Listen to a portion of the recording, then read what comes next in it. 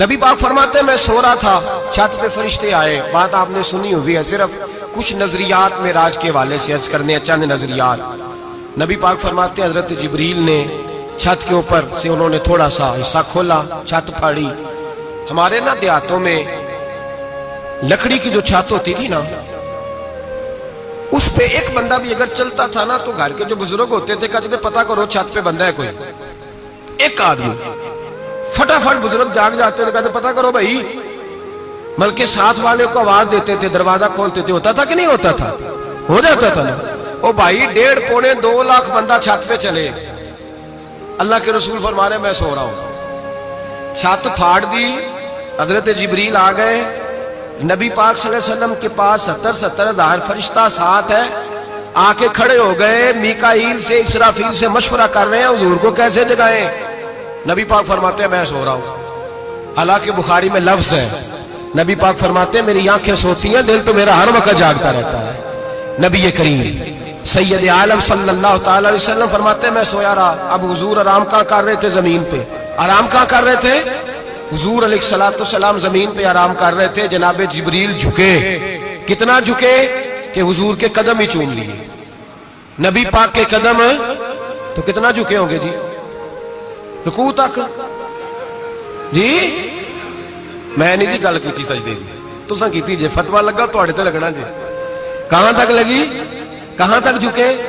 اعلیٰ حضرت کہتے ہیں حضرت جبریل نے سجدہ نہیں کیا نبی پاک. میرے اعلیٰ حضرت کا کمال یہ ہے کہ شریعت بھی بچ جاتی ہے اور عشق کو بھی پورا سکون مل جاتا ہے. اعلیٰ حضرت فرماتے ہیں جناب جبریل نے سر پہ تاج پہنا تھا اور تاج میں موتی لگے ہوئے تھے. وہ موتی نبی پاک کو سجدہ کرنے لگ گئے. وہ موتی نبی پاک کو دیکھے. فاضل بریلوی کے قلم کا حسن فرمانے لگے تاج روح القدس کے موتی جنہیں سجدہ کرے.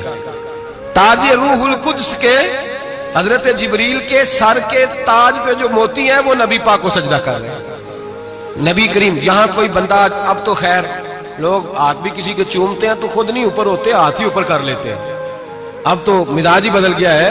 فرمایا رسول کریم صلی اللہ تعالی علیہ وسلم کے لیے جبریل جھکے تو پیروں تک، اور نبی پاک علیہ السلام کے قدم چومے. حضرت جبریل نے حضور جاگے، اٹھایا نبی کریم کو اور کہا یا رسول اللہ رب آپ کی ملاقات کا شوق رکھتا ہے. اللہ آپ کی ملاقات کا شوق رکھتا ہے. حضور فرماتے ہیں مجھے اٹھا کے تو جبریل حتیم میں لے گئے.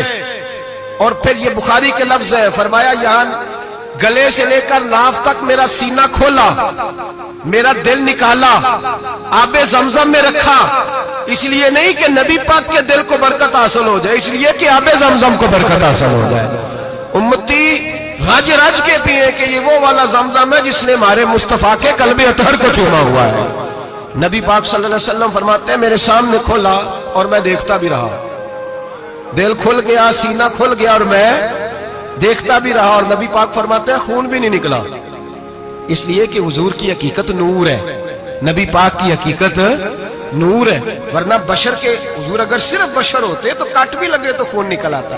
میرے رسول کریم سید عالم صلی اللہ علیہ وسلم فرماتے ہیں پھر جبریل امین مجھے براق پہ بٹھانے لگے. خچر سے چھوٹا تھا، گدھے سے بڑا تھا اور بجلیوں کا بنا ہوا تھا. جہاں اس کی نظر جاتی تھی وہاں اس کا قدم جاتا تھا. نبی کریم فرماتے ہیں مجھے بٹھانے لگے تو میں رک گیا. میں نے کہا میں نہیں بیٹھتا.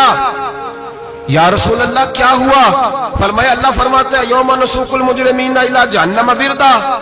جب آپ کے امتی نکلیں گے قبروں سے تو ڈنڈے مار مار کے لے جائے جائیں گے. پہلے رب میرے ساتھ وعدہ کرے کہ جب میرے غلام قبروں سے نکلیں گے تو انہیں بھی براق عطا کرے گا. پہلے وعدہ کرے. حضرت جبریل کہتے ہیں میں وہیں کھڑا تھا. رب کریم نے کہا چل وعدہ کر لے یوم نحشر المتقین الی الرحمن وفدا. محبوب جب تیرے فرما بردار قبروں سے نکلیں گے تو میں سب کو براق عطا کر دوں گا، سب کو براق دے دوں گا. نبی کریم فرماتے ہیں میں براق پہ بیٹھا. سفر شروع ہوا. نبی رحمت علیہ السلام فرماتے ہیں میں گزرا. یہ بات آپ نے سنی ہوئی ہے پر بیان کرنے بھی بڑی ضروری ہے. مررت علی الموسیٰ فہو یصلی فی قبرہ رواہ مسلم.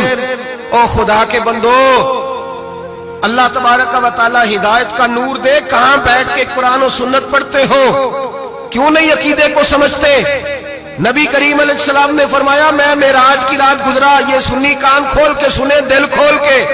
صحیح مسلم کی حدیث فرمایا میں معراج کی رات گزرا تو حضرت موسیٰ اپنی قبر میں کھڑے ہو کے نماز پڑھ رہے تھے. حضرت موسیٰ اگر زندہ ہے تو جو موسیٰ کے بھی امام ہے، جو جناب موسیٰ کے بھی ایسے ہی فٹافٹ. ہم پہ تو کسی کا روب طاری نہیں ہوتا. اتنی موٹی جلدیں لوگ کتابوں کی دے جاتے ہیں، کہتے ہیں پڑھو جی کی لکھے ہے. میں کیا، اصل میں اس کے دل میں پیار نہیں. اس نے صرف محمد لکھ کے صلی اللہ علیہ وسلم لکھا ہے. یہ تھوڑی دیر بیٹھتا بریلی کے امام کے پاس تو اسے بتاتے ہیں حضرت محمد نہیں لکھنا چاہیے، لکھنا چاہیے امام الانبیاء، سرور کون و مکان، تاجدار حل عطا. لکھنا چاہیے مشکل کشا، حاجت روا، حبیب خدا محمد مصطفیٰ صلی اللہ. تمہیں تو نام نہیں ڈھنگ سے لکھنا آتا، تم مصطفیٰ کی بات کیا کرو گے؟ تمہیں کیا خبر؟ میلاد کی بات آئے تو جائز نہیں، معراج کی بات آئے تو کہتے ہیں خواب میں ہوئی تھی. کیا بغض ہے، رٹا کیا ہے؟ اعلیٰ حضرت فرماتے ہیں کھائے تجھ کو تپے سکر، تیرے دل میں کس سے بخار ہے؟ حضور کی شان کی بات آتی ہے تو اڑ جاتا ہے.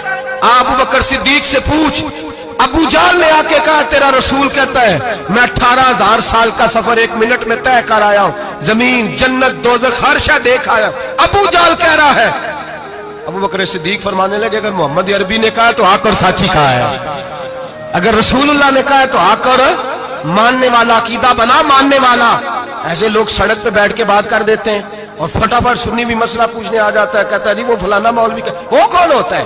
کون ہے وہ؟ کس کی بات کر رہے ہو؟ بات کرنی ہے تو ابو بکر صدیق کی کرو، عثمان غنی کی کرو، مولا علی کی کرو، انس بن مالک کی کرو، طلحہ اور زبیر کی کرو. ہم کسی دائیں بائیں والے شخص کی بات نہ کرتے ہیں نہ سنتے. ہم پہ نہیں